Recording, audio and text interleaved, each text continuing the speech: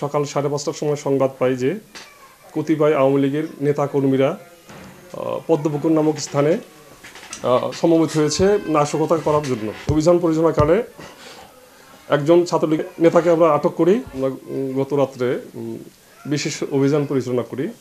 বিশেষ অভিযান পরিচালনাকালে সকাল 5:30টার সময় সংবাদ পাই যে কতিপয় আওয়ামী লীগের নেতাকর্মীরা পদ্মপুকুর নামক স্থানে সমবেত হয়েছে নাশকতা করার জন্য। আমরা উক্ত সংবাদে কর্তৃপক্ষকে অবহিত করিয়া অভিযান পরিচালনা করি। একনল হ্যান্ড ওয়াশ 100% প্যারাবেন ফ্রি, তাই নিরাপদ হাতের জন্য আস্থা রাখুন একনলে। অভিযান পরিচালনাকালে একজন ছাত্রলীগ নেতাকে আমরা আটক করি এবং পরবর্তীতে আরেকজন নেতাকে আটক করিয়া আমরা মামলা রুজু করিয়া বিজ্ঞ আদালতে প্রেরণ করি।